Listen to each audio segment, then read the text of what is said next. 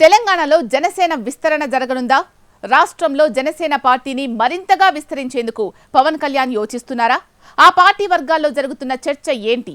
AP ఎన్నికల్లో చక్రం తిప్పిన పవన్ తెలంగాణలోనూ పార్టీ బలోపేతం చేసేందుకు ప్రయత్నాలు మొదలుపెట్టారా? జనసేన పార్టీ లేకుండా తెలుగు రాష్ట్రాల్లో రాజకీయాలు ఉండవని జన సైనికులు ధీమా వ్యక్తం చేస్తున్నారా? Let's watch. ఏపీ ఎన్నికల్లో చక్రం తిప్పిన జనసేనాని తెలంగాణలో పార్టీ విస్తరణకు అడుగులు వేస్తున్నారట. రాష్ట్రంలో జనసేన పార్టీని విస్తరించేందుకు పవన్ యోచిస్తున్నారట. తెలంగాణలోనూ పార్టీని బలోపేతం చేసే దిశగా పవన్ ప్రయత్నాలు ముమ్మరం చేశారని పార్టీ వర్గాల్లో చర్చ జరుగుతోందట.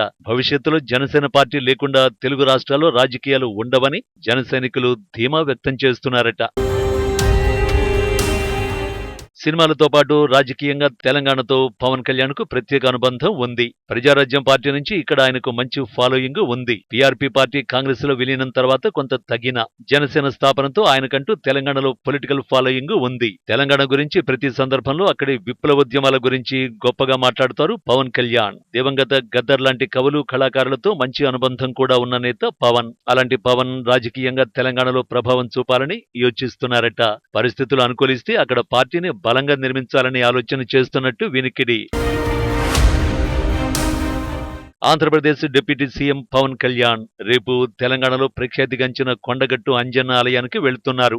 ఆంజనేయ స్వామి ఆలయంలో ప్రత్యేక పూజలు నిర్వహించనున్నారు. జూన్ 29న ఉదయం 7 గంటలకు మాదాపూర్లోని తన నివాసం నుంచి రోడ్డు మార్గాన కొండగట్టు బయలుదేరుతారు. 11 గంటలకు కొండగట్టు చేరుకుని గంటన్నర పాటు ఆలయ పూజల్లో పాల్గొంటారు. దర్శనం అనంతరం తిరిగి హైదరాబాద్కు వస్తారు. తెలంగాణలో జనసేన పార్టీ పెట్టిన నాటి నుంచి పార్టీ కార్యక్రమాలు యథావిధిగా నడుస్తున్నాయి. ఏపీ కూటమి ప్రభుత్వంలో డిప్యూటీ సీఎంగా పదవి బాధ్యతలు చేపట్టిన పవన్ తన మొక్కులు చెల్లించుకుంటున్నారు. కొండగట్టు ఆంజనేయ స్వామిని విశ్వసించే పవన్ కళ్యాణ్ ఎన్నికలకు ముందు కొండగట్టు ఆలయానికి వచ్చి తన వారాహి ప్రచార వాహనానికి ప్రత్యేక పూజలు చేయించారు. అదే వాహనంలో ప్రచారం చేసి ఘన విజయాన్ని సొంతం చేసుకున్నారు. ఇప్పుడు అధికారంలోకి వచ్చిన తర్వాత మొక్కులు చెల్లించుకోవడానికి కొండగట్టు ఆలయంలో పవన్ కళ్యాణ్ పూజలు చేయనున్నారు. వారాహి దీక్షలో ఉన్నారు కాబట్టి అభిమానులు, జనసేన కార్యకర్తలు సంయమనం పాటించాలని పార్టీ నేతలు కోరుతున్నారు. పార్టీ బలోపేతం కోసం త్వరలోనే తెలంగాణ నేతలతో పవన్ కళ్యాణ్ సమావేశాన్ని పెడతారని చర్చించుకుంటున్నారు. జనసేన లేకుండా తెలుగు రాష్ట్రాల్లో రాజకీయాలు ఉండవని అంటున్నారు.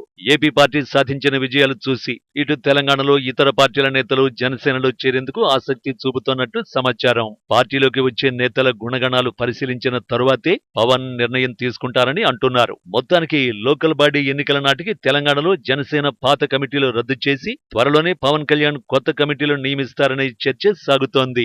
పోటీ కోసం తెలంగాణలో పార్టీ బలోపేతంపై నెల రోజుల్లో పవన్ కళ్యాణ్ ప్రత్యేక సమావేశాన్ని నిర్వహిస్తారంటూ టాక్ నడుస్తోంది. చూడాలి మరి మున్ముందు ఏం జరగనుందో.